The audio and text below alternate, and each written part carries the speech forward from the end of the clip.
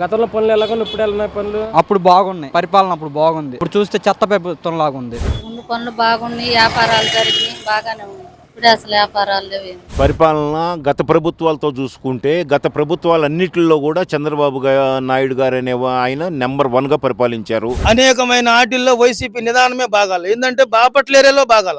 పైనుండి ఏం చెప్తున్నారంటే వైసీపీ వాళ్ళు అన్ని వస్తారు, మీ ఇళ్ల మధ్యలోకి వచ్చి అన్ని అడుగుతారు అని అంటున్నారు. జగన్ గారు కూడా అన్ని అందుబాటులో వస్తున్నాయి, మేము ప్రకటిస్తున్నాం. పిల్లలకు చదువులు లేవు, ఆడపిల్లలు పాడైపోతున్నారు, చిన్న చిన్న పిల్లలు గంజాయి తాగుతున్నారు, గంజాయి తాగి చచ్చిపోతున్నారు. వాళ్ళ భవిష్యత్తు ఏంటి, తల్లిదండ్రులు ఏమైపోవాలి వెనకాల. పాలన అంటే సంక్షేమ పథకాలు 4-5 పథకాలు చూపించాడు. ఏది పింఛన్ వాళ్ళు కానీ, ఈ 40 సంవత్సరాల వాళ్ళు కానీ, వాళ్ళు ఆ లబ్ధి పొందే వాళ్ళు మాకు డబ్బులు ఉచితంగా వస్తున్నాయని ఆనందపడుతున్నారు. కానీ దాని వల్ల వెనక ఎఫెక్ట్ ఎంత జరుగుతుంది అనేది గ్రహించట్లా. ఈ జగన్ పరిపాలన బాగాలేదు.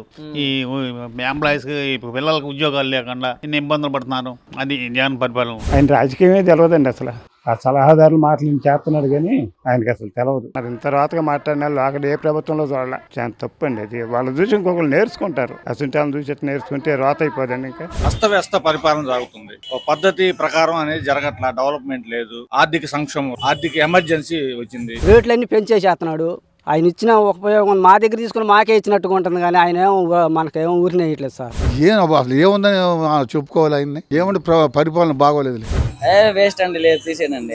రౌడీ రాజకీయం అండి అదంతా. ఓటేసి గెలిపిస్తున్నందుకు ఏం చేశాడు, మనుషులను నేర్కొన్నాడు. బియ్యంలో కనుక రాళ్ళని మట్టిగడ్డలు ఎట్ట ఏడతాము, ఒడ్డు కింద లెక్క, బీపి కింద లెక్క. మరీ చెత్తగా ఉంది. బాగోలేదు సార్. అది రాజధాని అన్నాడు, 3 ముక్కలు చేశాడు. వచ్చిన కానీ ఆయన ఎన్నో పథకాలు చెప్పాడు కానీ సరిగ్గా నిర్వహించింది లేదు. ఇప్పుడు ఏమంటున్నాడంటే 99% పథకాలు మేము ఇచ్చాము, మాకే ఓటేలు 175కి 175 వస్తాయి అంటున్నాడు. కానీ ఆయన చేసింది లేదు, చెందింది లేదు.